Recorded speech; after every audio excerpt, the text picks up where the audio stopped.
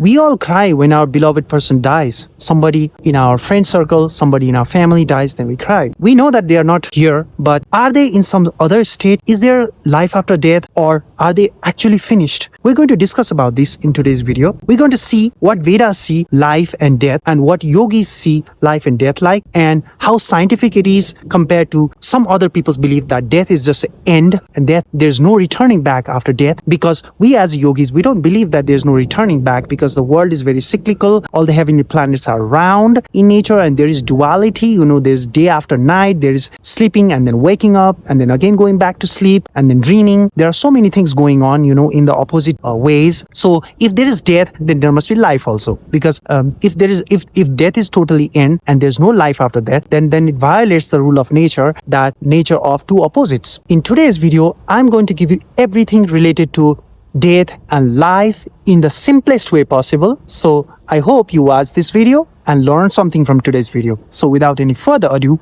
let's start this video. For a normal person who doesn't have any experience about deep meditation or any knowledge about Vedic traditions, how they see death and life, for those kind of people, death seems a very scary thing. It seems like a journey where there's no return. But Vedas have a different way of seeing death and life and all these things. Remember, you sleep at night and then you wake up again in the morning. You dream a lot of things, while you are asleep. You forget your own body, you forget your own existence. You emerge as a completely different person in a dream, but then you wake up again, and that dream only becomes your memory. That waking up becomes reality. Again you go back to sleep, then the dream becomes the reality. The life is cyclical. Universe is cyclical. That's why heavenly bodies are round in nature, and there is everything duality. Like for every tall there is short, for every hot there is cold. For a man there is a woman. Everything has got two opposites, goes into two opposite things, and then the things are just round in nature. So what goes around comes around. It's very cyclical in nature, and there are two opposites. So if there is death, there must be life also. It cannot be like death means completely full stop, because the universe is not like the ending anywhere. Nothing ends anywhere. There is dual opposite for everything. Yogis call death as mahanidra, means the great sleep. They don't even think that death is a something like complete end of life. It's a great sleep, because we are born into this planet. We go through a lot, we go through aging, we suffer a lot, and then our body needs rest. That's why we get old, we get like a wrinkly skin, and we do not perform like what we were in youth. Our thinking ability also diminishes as we age, and then there comes a time when you are very tired, and that's the time when you have to go to bed, when you are very tired in a real life. And then same with life. You die simply. Remember, in a very tiring day, you worked very hard throughout the day. You come back to your home, you take a hot shower, you feel very sleepy, you barely can open your eyes, you go back to bed, and then in the next morning, after you dream something, you wake up very fresh. Just that way, we yogis see life and death like that way. We get tired, then we have to die, our heartbeat and everything has to take complete rest. Normal sleep, heartbeat doesn't rest. Heart is still beating, and lungs is still working, and all the other involuntary muscles are still working. So normal sleep will not give you perfect rest. So we need perfect rest at some point in time, and that perfect rest is what we call death. So in Vedic tradition, death isn't even a bad thing. Just like sleeping isn't a bad, because if you don't sleep, you'll get tired. You will just you cannot perform. So sleep is a part of nature. Death is also a part of nature, just like life is a part of nature. And after death also there should be life. Because everything is cyclical. I told you already. Things are round, heavenly bodies are round. Everything is dual. If there's North Pole, there is South Pole. If there is Eastern Hemisphere, there is Western Hemisphere. And if there is hot, there is cold. If there is large, there is small.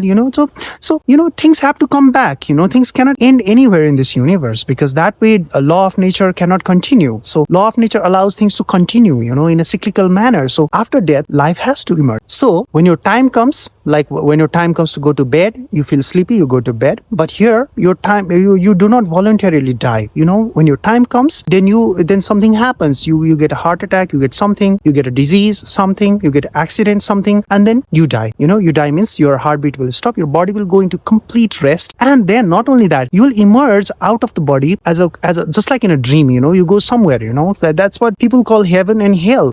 According to your karma, according to what you were doing in your life. So remember, in a daytime, if you work very hard in the office, you go back to sleep, you dream about your office itself. Same way, if in your life, if you're doing bad things, then you go to a bad place. So the dream is like, you will put you in a very bad place, very ugly place, that is called the hell. So and if you have done good things, you have helped a lot of people, then the dream is going to be good. You'll find yourself in heaven, you'll find yourself in a good place. That's how it works. But it's a little bit different than a normal sleep's dream, because in a normal sleep's dream, things are not very real.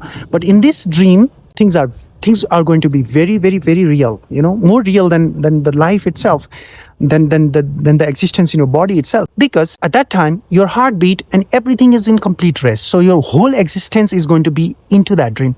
In a normal dream, your whole existence isn't there, because your energy is still required to beat your heart, to move your lungs and stuff, and energy is still going somewhere else, and you subconsciously dream in your dream when you go to normal sleep. In a death, however, your whole existence is gone. Your whole body is at rest. Okay, your body is gone. Actually, you are not gone. That's the difference. You are different inside the body. You are different, a subtle thing inside the body. There are a lot of subtle mechanisms inside your body that is going on. I'll make a separate video on that.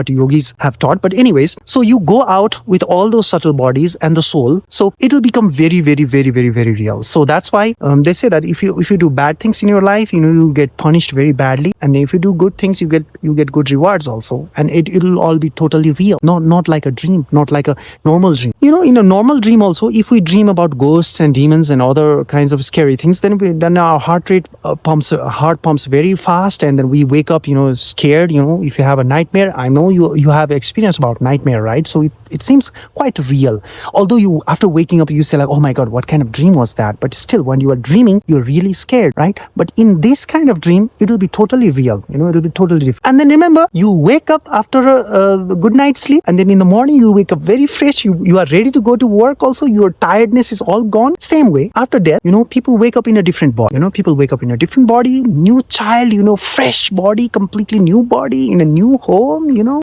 start the new life in a new way, So that's what we yogis know about, and that's what the Vedas say about life and death. So that's why, Sri Krishna in Bhagavad Gita says, hey Arjuna, don't fear death, because death is like changing your clothes. When your old clothes get dirty, you have to put it in a washer, get it washed, and then wear a new cloth. Because you cannot be naked all the time. That's how it is.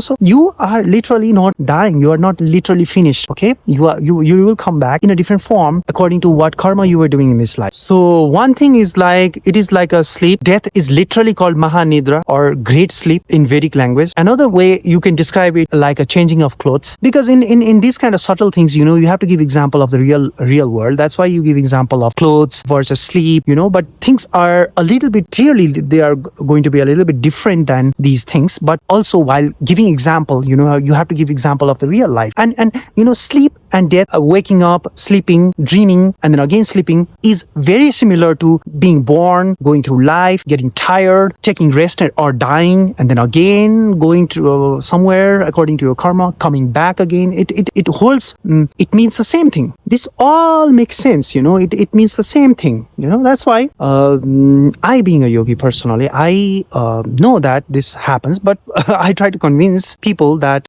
this is what it is. So it's not very important to fear death so much, because after death you will not be finished completely. You will come back again. You will be in some form of existence. What you should fear is, you should not be doing some bad acts in this life, because if you are doing bad acts, then in that great dream, after that great sleep, which is called death, you'll be put in a very bad place, and then you will have to suffer, and it will be so much real than the dream that you see when you sleep. So this is all for today. I hope you have learned the core idea about death versus life according to Vedas in this video. So until next time, I'll say bye-bye on this video. So see you next time. Thank you. Thanks for watching.